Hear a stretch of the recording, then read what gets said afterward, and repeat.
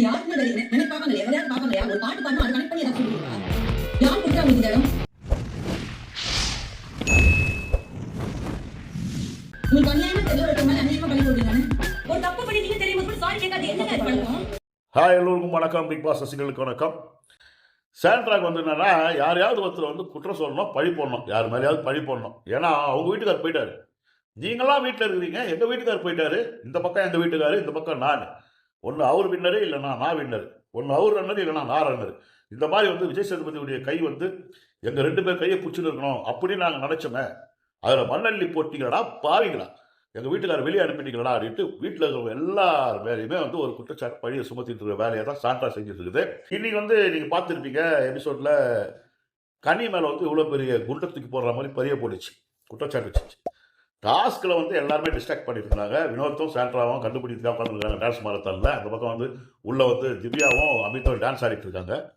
இவங்கள வந்து டிஸ்டர்ப் பண்ணிட்டு இருக்காங்க. எல்லாருமே தான் பண்ணுறாங்க. பார்வதியும் தான் பாடினாங்க, டான்ஸ் ஆடினாங்க, எஃப்ஜே பாடினாப்புல, எல்லாருமே சுபிக்ஷா பாடினாங்க, விக்ரம் பாடினாப்புல, கனியும் பாடினாங்க.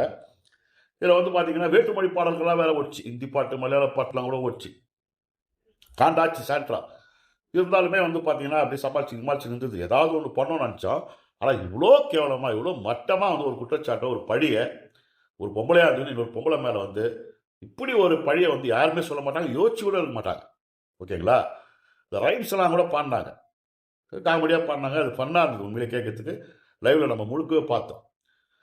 இந்த சாண்ட்ரா என்ன சொல்றது, கனியை நீ என் குழந்தைங்களை வலிச்சு பாடுற, இது வந்து ஒரு எமோஷனலை வந்து பிரேக் பண்ணுற மாதிரி பாடுற, இதெல்லாம் நல்லா இருக்குதா அப்படின்ற மாதிரி இவ்வளோ பெரிய குற்றச்சாட்டை கனி மேலே வைக்கிறது. எல்லாருமே தானே பாடினாங்க, எல்லாருமே பார்வதி பாடினாங்க, எஃப்ஜே பாடினா, சுபிக்ஷா பாடிச்சு, அந்த பாட்டை எல்லாமே விக்ரம்லேருந்து எல்லாருமே, கமருதீன்லேருந்து எல்லாருமே பாடினாங்களே. கனியை இந்த பொம்பளைக்கு ஆகாது, சாண்ட்ராக் வந்து கனியை நிலைமை ஆகாது. கனியை அவ்வளோ கீழ்த்தரமாக பேசியிருக்குது. ஸோ அதனால் கனி மீது வந்து குற்றச்சாட்டு வச்சிச்சு. கனி வந்து கீழ்கேன்னு பேசிட்டாங்க. சும்மா வந்து இந்த மாதிரி வந்து தேவையில்லாத குற்றச்சாட்டுலாம் வச்சுட்டு இருக்காத. நீ வந்து மற்றவங்களை வந்து வில்லன் ஆகணும்னு ஒரு கேம் ப்ளே பண்ணிட்டு இருக்க, நல்லாவே தெரியுது. இந்த மாதிரி கேவலத்தை யாராவது செய்வாங்களா? இந்த மாதிரி ஒரு பழியை தூக்கி போடுறீங்களா அப்படின்னு கேட்டாங்க. அது எபிசோடில் பார்த்தோம். அதுக்கப்புறமா வந்து லைவில் பார்த்தீங்கன்னா கனி வந்து தலை காணவனத்தை கூப்பிட்டு சொல்கிறாங்க, அவங்க லிவிங்க வரீங்க, மன்னிப்பு கேட்டாகணும், நான் ரொம்ப டிஸ்டர்ப் ஆகிட்டேன், எவ்வளோ பெரிய குற்றச்சாட்டை அவங்க வைக்கிறாங்க, இதை நான் இப்படியே விட மாட்டேன், அவங்க என்ன வேணா பண்ணுவாங்க, நான் அமைதியாக போயிடணுமா அப்படின்னோன்னா வினோத்துக்குமே வந்து ஒரு உடன்பாடு இல்லை சாண்ட்ரா பேசுனதில். ஏன் ஒரு கேமுக்காக குழந்தைங்களெல்லாம் வந்து கொண்டு வந்து ஒரு எமோஷனல் பிரேக் பண்ணுற மாதிரி பண்ணுவாங்களா, யாராவது பண்ணுவாங்களாங்க அப்படின்னு சொன்னாப்புல. வினோத்துமே வந்து அவங்க டிஸ்டர்ப் பண்ணும்போது கொஞ்சம் கோவப்பட்டார். ஆனால் அதுக்கப்புறம் ஸ்போர்ட்டிவாக எடுத்துக்கிட்டாப்புல. ஸோ சாண்ட்ராக்கு அவருமே அட்வைஸ் பண்ணார் போயிட்டு. ஆனால் அது வந்து எதுவும் கேட்குற மாதிரி இல்லை. நெக்கெலாம் வந்து ஒத்த வரியில் பதில் சொல்லி ஒன்று அவாய்ட் பண்ணிடணும், இல்லைனா வந்து தனாவட்டம் அவங்க பேச திருப்பி சொல்கிறது.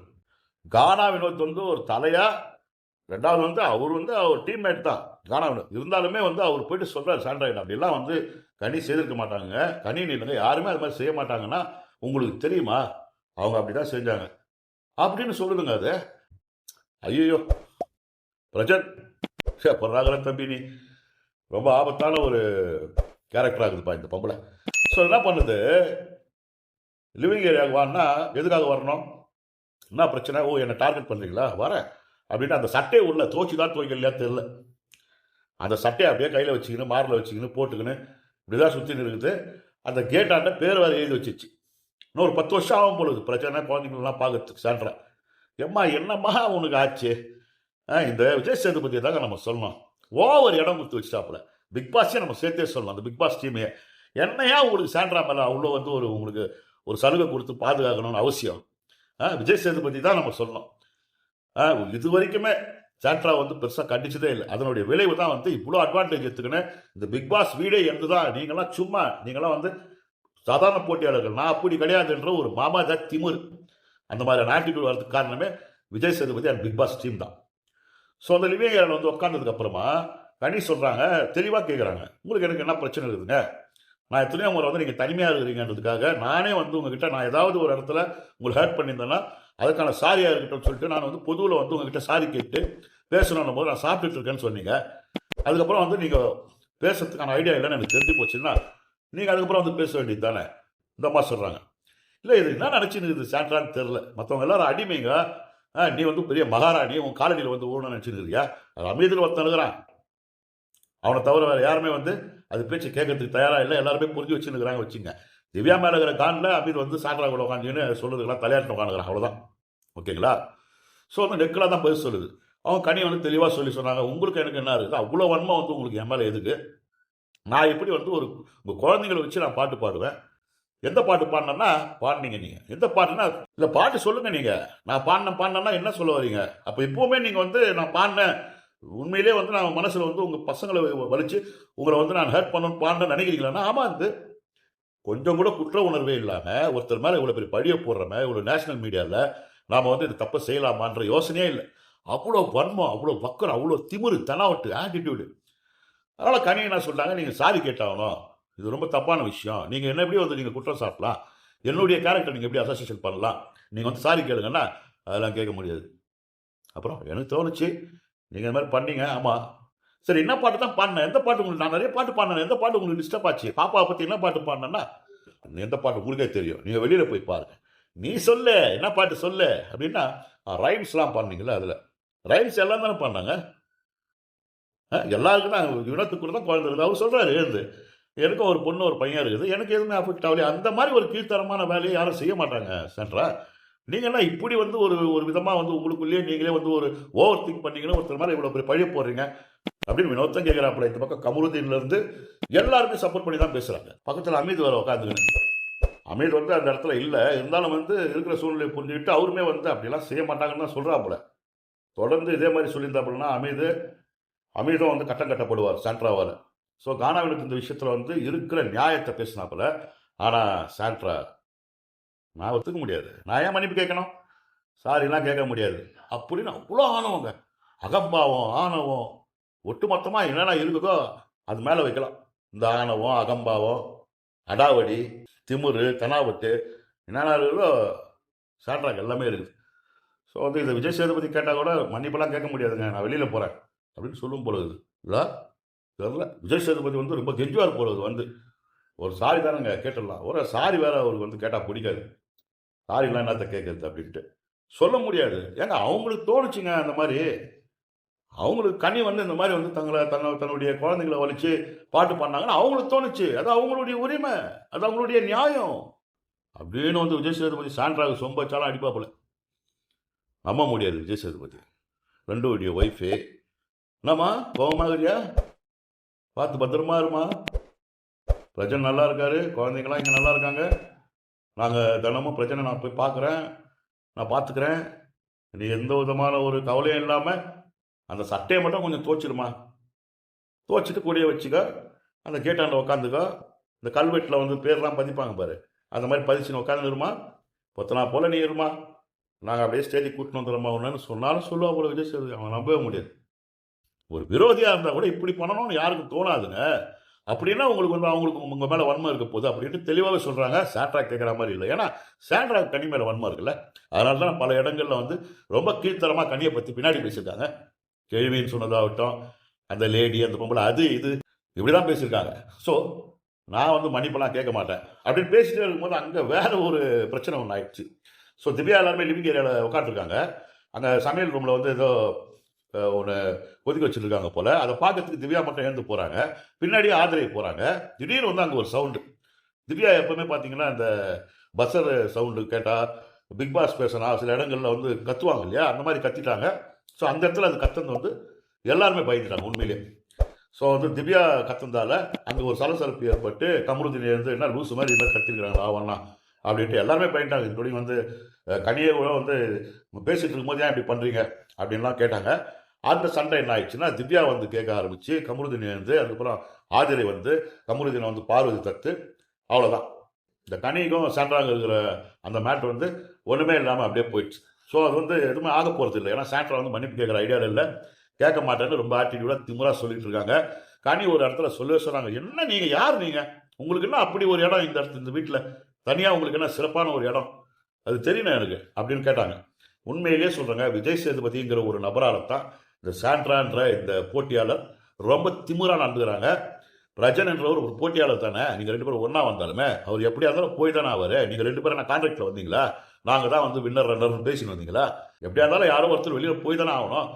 உக்காந்துக்கின்னு அந்த கேட்டாண்ட போயிட்டு பசங்க பேர் எழுதிக்கின்னு, புருஷன் பேர் எழுதிக்கின்னு உக்காந்துக்கின்னு, சட்டையை வச்சுக்கின்னு, மூணுந்துக்கின்னு, டாஸ்க் மட்டும் தான் நான் விளையாடுவேன், சோர் துண்ணுவேன், மற்றபடி யாருக்கிட்டே நான் வந்து பேச மாட்டேன், அமித்து மட்டும் உட்கார வச்சுக்கின்னு குறை கொட்டுவேன். என்னங்க இது? ஸோ வந்து அதுக்கு ஒரு முடிவு வந்து கண்டிப்பாகவே சாண்ட்ராவால் வராது. சாண்ட்ரா மன்னிப்பு கேட்குற ஐடியாவில் இல்லை. ஸோ இது வந்து திவ்யாவுக்கும் கமருதீனுக்குமா மாறி போயிட்டு அந்த பஞ்சாயத்து ஓடிடுது. கமருதீனை வந்து பார்வை தடுக்குது, எதுவும் வார்த்தை எழுதி விட்டுறாத, வார இறுதியில் விஜய் சேதுபதி இருந்தால் கழுவி ஊற்றுவார் அப்படின்ட்டு. ஸோ வந்து ஆதிரையும் வந்து பேசுகிறாங்க, வெளியில் அனுப்ப பார்க்குறாங்க ஒன்றுன்ற மாதிரி வார்த்தையை விட்டுது பார்வதி. நாங்கள் ஏன் வெளியே அனுப்பணும் அப்படின்ட்டு ஆதிரை வந்து சண்டை போடுது. எப்படி லூசுன்னு சொல்லலாம் அப்படின்ற மாதிரி அப்படி போகுது. அதுக்கப்புறம் கமருதீன் வெளியில் போயிட்டு பேசிட்டு இருக்கும் போது நம்ம அமித், ஆமாங்க அது எப்போ பார்த்தாலும் வந்து பார்த்தீங்கன்னா, நான் கூட ஒரு முறை திவ்யா பக்கத்தில் அப்படி போகும்போது திடீர்னு அலர்னாங்க, இதுனாங்க இது அப்பப்போ அலறுறது அப்படின்ற மாதிரி சொல்லிட்டு இருக்காங்க. ஒரு பக்கம் திவ்யா வந்து நான் எப்பவுமே அந்த மாதிரி பண்ணுவேன், எனக்கு அது வந்து சின்ன வயசுலேருந்தே பழக்கம் தான், நான் எல்லாருமே நான் அலர்னதுக்காக எல்லாருமே வந்து ஒரு மாதிரி அஃபெக்ட் ஆனாங்க, இல்லைன்னு சொல்ல, இந்த லூஸ் மாதிரி அப்படின்னு சொன்னதை விட நான் எடுத்துக்கல. கமருதீன் என் தேவை இல்லாமல் வந்து இதில் தலையிட்டு டீஸ் பண்ணுற மாதிரி கத்தி காமிக்கிறது அதெல்லாம் பண்ணுறாரு. அதனால தான் நான் வந்து கேட்டேன். ஸோ அந்த மாதிரி வேற சண்டையாக இது மாதிரி அதுக்கான பஞ்சாயத்து ஓடுது, அதுக்கான கூட்டங்கள் தனித்தனியாக உட்காந்து பேசிட்டு இருக்குது. அதுதான் இப்போ லைவ்ல ஓடிட்டு இருக்கு. ஸோ கனி வந்து ரொம்ப வந்து ஃபீல் ஆகிட்டாங்க. அவங்க சொல்லிட்டாங்க, இது கண்டிப்பாக எங்கே கேட்கப்படுமோ அங்கே கேட்கப்படும், நான் நம்புறேன் அது அப்படின்ற மாதிரி சொல்லியிருக்காங்க. ஸோ அவங்களுமே வந்து சபரி கிட்ட, திவ்யா கிட்ட, பார்வதி கிட்ட எல்லாருக்கிட்டையுமே வந்து அவங்களுடைய தரப்பில் இருக்கக்கூடிய விஷயங்களை பேசிட்டு இருக்காங்க. சாண்ட்ரா அவ்வளோதான், அதோட வந்து கிளம்பி போனவங்க தான் மறுபடியும் அவங்க இடத்துக்கு போய் தனிமையில் உட்காந்துக்கின்னு அவங்க வீட்டுக்காரன் நினச்சிக்கின்னு பசங்களை நினச்சிக்கின்னு அவங்க வந்து ஒரு உலகத்துக்கு போயிட்டாங்க. இதுதான் வந்து நம்ம லைவில் பார்த்தோம். ஸோ இந்த டாஸ்க்கு அது இதெல்லாம் தாண்டி பார்த்தீங்கன்னா, டாஸ்க்கெல்லாம் பெருசாக ஒன்றையும் நம்ம பேசுகிற அளவு இல்லைன்னு வச்சுங்க, ஓகேவா இருந்தது பார்த்தோம். ஆனால் இந்த லவ், அதாவது கமருதீனுக்கும் பார்வதிக்கும் இருக்கக்கூடிய லவ் என்கிற ஒரு காட்சி அண்ட் வந்து சாண்ட்ரா, இதுதான் வந்து இப்போதைக்கு ஒரு இந்த வாரத்தில் அப்படியே நகர்த்திட்டு போகுது. வேறு எதுவுமே வந்து இந்த வாரத்தில் நம்ம பார்க்கல. இது வியாழக்கிழமை முடிஞ்சு போச்சு, நாளைக்கு ஒரு நாள் வெள்ளிக்கிழமை இருக்குது. இந்த வாரம் எப்படி போச்சுன்னே தெரில. சாண்ட்ராவை வச்சே ப்ரொமோ போட்டு ஓட்டானுங்க. அண்ட் வந்து பார்வதி கமருதீனுடைய இந்த காஜி லவ் வந்து அது தொடர்ந்துக்கிட்டே இருக்குது. ஒரு நாள் வந்து முன்ன போகுது, ஒரு நாள் பின்ன போகுது, ஒரு நாள் சைடில் போகுது. ஸோ அதில் என்ன ஆகுமோ ஏதாகுமோ தெரில. நேற்று நைட் என்ன நடந்ததுன்னு தெரில, ஏன் நாய் கத்துச்சுன்னு தெரில. அதுக்கெல்லாம் பிக் பாஸ் தான் வந்து விடை சொல்லி ஆகணும். வெளியில் போனதுக்கப்புறமா இவங்க 2 பேர் வந்து எப்படி இருப்பாங்க, ஏது இருப்பாங்க அப்படின்றது நமக்கே தெரியும் இல்லைங்களா? அதில் வேற வந்து என்னை கல்யாணம் பண்ணிப்பியான்னு கேட்குறது, அப்புறம் வந்து உட்காந்துக்கிட்டு அடுத்த வாரம் வந்து அம்மா வருவாங்க, என்ன நினைப்பாங்களோ, என்ன பேசுவாங்களோன்னு சொல்லிட்டு பார்வதி ஒரு பக்கம் கண்ணீர் சிந்திட்டு இருக்காங்க. இந்த மாதிரிலாம் இருக்குது. இந்த டாஸ்கில் பார்த்தீங்கன்னா பார்வதி, கமருதீன், ஆதிரை, கனி இந்த டீம் தான் வந்து வின் பண்ணுச்சு, எம்ஆடி ஆத்தாடி டீமு. ஸோ அந்த டீமுக்கு தான் வந்து அடுத்த வாரத்தில் தலை டாஸ்கில் வந்து போட்டியிடுறதுக்கான வாய்ப்புகள் இருக்கும். அதுக்கு முன்னாடியே கண்டிப்பாக ஆதிரை போயிடுவாங்க. அதில் 100% வந்து மாற்று கருத்தே இல்லை. டபுள் எவிக்ஷனாக இருந்தால் கூடவே வந்து எம்ஜே போவாரா, இல்லை சுபிக்ஷா போவாங்களா, இல்லை வந்து அமித் போவாரா, இல்லை கனி போவாங்களான்னு தெரியல. ஏன்னா முன்ன பின்ன இருக்காங்க. கனி கூட ஓரளவு மேலே வந்துட்டாங்க. டபுள் எவிக்ஷனாக இருந்தால் ஆதிரை கூட யார் போவாங்க அப்படின்றத பொறுத்து தான் பார்க்கணும். ஸோ இதில் இன்னொரு சிக்கல் ஒன்று இருக்குது. ஏன்னா இந்த வாரம் வந்து இந்த போட்டியில் ஜெயிக்கிறவங்க யாராவது ஒருத்தருடைய சொந்தக்காரங்களோ இல்லை யார் வராங்களோ உள்ள அவங்க 24 மணி நேரம் தங்கலாம் அப்படின்ற மாதிரி ஒரு சலுகை ஒன்று கொடுத்துருக்காங்க இல்லையா? அது வந்து பார்வதி, கனி, ஆதிரை எப்படி வெளியே போயிடுவாங்க. பார்வதி, கனி அண்ட் கமருதீன் இந்த 3 பேருக்குள்ள வந்து ஒரு போட்டி கண்டிப்பாக இருக்கும். அவங்களுக்குள்ள கண்டிப்பாக அதன் மூலமாக ஏதாவது சலசலப்பு ஏற்படும். யார் வீட்டில் இருந்து வர்றவங்க 24 மணி நேரம் இருக்க போகிறாங்கன்றத அவங்க எப்படி முடிவு பண்ண போகிறாங்க அப்படின்றது தெரியல. ஸோ அதையுமே பொறுத்து வந்து பார்க்கணும். இந்த சாண்ட்ரா பண்ணக்கூடிய அட்டகாசங்கள், அற்புதங்கள் இதுக்கெல்லாம் வந்து நிச்சயமாகவே விஜய் சேதுபதி சனிக்கிழமை வந்து ஒரு முற்றுப்புள்ளி வச்சாகணும். இல்லைன்னா அவங்கள அழகாக பொத்தனா போல் வெளியே எடுத்து போய் புத்தகங்கிட்ட ஒப்ப வச்சிருங்க. அதை பண்ணி ஒழுங்க. நான் அது உள்ளே இருந்துங்கன்னா அதுவும் கேம் ஆடாமல் மற்றவங்களை குறை சொல்லிக்கணும், பழி சொல்லிக்கணும், குற்றம் சொல்லிக்கணும், மற்றவங்களுடைய கேமையும் ஸ்பாயில் பண்ணிக்கணும், வெறுப்பாக இருக்குது. இதுதான் உண்மை. இது ரசிக்கிற மாதிரியே இல்லை. அது வந்து அவ்வளோ கன்னிங்காக, அவ்வளோ மற்றவங்களை வந்து பிளான் பண்ணி அது என்ன பேசணும், ஏது பேசணுன்றதை வந்து தெளிவாக வந்து யோசித்து மற்றவங்கள வந்து அதனுடைய எண்ணத்துக்கு ஏற்ற மாதிரி மாட்டை விட்டு ட்ரிகர் பண்ணி தன்னை வந்து அவங்கெல்லாம் கார்னர் பண்ணுறாங்கன்ற மாதிரி ஒரு நெரட்டிவ் செட் பண்ணி ஒரு கேம் ஆடிட்டுருக்கு. இந்த மாதிரி கேவலமான ஒரு எப்படி சொல்கிறதுங்க, இதெல்லாம் வந்து உள்ளே வச்சுக்கிட்டு நீங்கள் வந்து அதை வேறு ப்ரொமோவில் போட்டு காட்டிகிட்ருக்கீங்க. விஜய் சேதுபதி வந்து கண்டிப்பாகவே சொல்கிறேன், அவருடைய அந்த ஒருதலை பட்சமான பார்வை என்பதால் தான் சாண்ட்ரா இவ்வளோ திமுறாக நடந்துக்குது அப்படின்றதுல எந்த விதமான மாற்று கருத்தே இல்லைங்க. அதுக்கு ரொம்ப திமிரு ஆட்டிடியூடாக இருக்கிறதுக்கான ஒட்டுமொத்த காரணமே பிக் பாஸ் டீமும் விஜய் சேதுபதியும் தான். அந்த திமிரையும் அந்த மமதையையும் அடக்கி ஒன்று வெளியே அனுப்புங்க, இல்லைன்னா ரோஸ் பண்ணுங்க. ரோஸ் பண்ணால் ஒரு வேளை எதிர்குச்சி வெளியில் ஓடிடும் போகுது. அதெல்லாம் போகாது. இதெல்லாம் வந்து பார்த்துட்டு இருக்கக்கூடிய பிரஜன் வந்து இதுக்கப்புறமாவும் ஏதாவது இன்டர்வியூவில் போயிட்டு பொண்டாட்டிக்கு எப்படி முட்டு கொடுக்க போறாருன்னு தெரியல. பொண்டாட்டியை விட்டு கொடுக்க முடியாது, அதுக்காக நியாயம்னு ஒன்று இருக்குதுல்ல, அது பேசணும்ல. அது பேசுவாரான்னு தெரியல. கனி மேலெல்லாம் வந்து இவ்வளோ அபாண்டமாக யார் மேலேயா இருக்கட்டங்க, கனின்னு இல்லை, அங்கே கானா வினோத் தான் இருந்தாப்புல, அவரும் தான் வந்து ரொம்ப டிஸ்டர்ப் ஆனார். ஆனால் இந்த சாண்ட்ரா வந்து அப்படியே ஒரு அபாண்டமான ஒரு குற்றச்சாட்டை ஒருத்தர் மேலே வந்து மனசாட்சி இல்லாமல் போடுதுன்னா இதெல்லாம் என்ன பொம்பளைன்னே தெரிலங்க. என்னவோ பார்க்கலாம். நன்றி, வணக்கம்.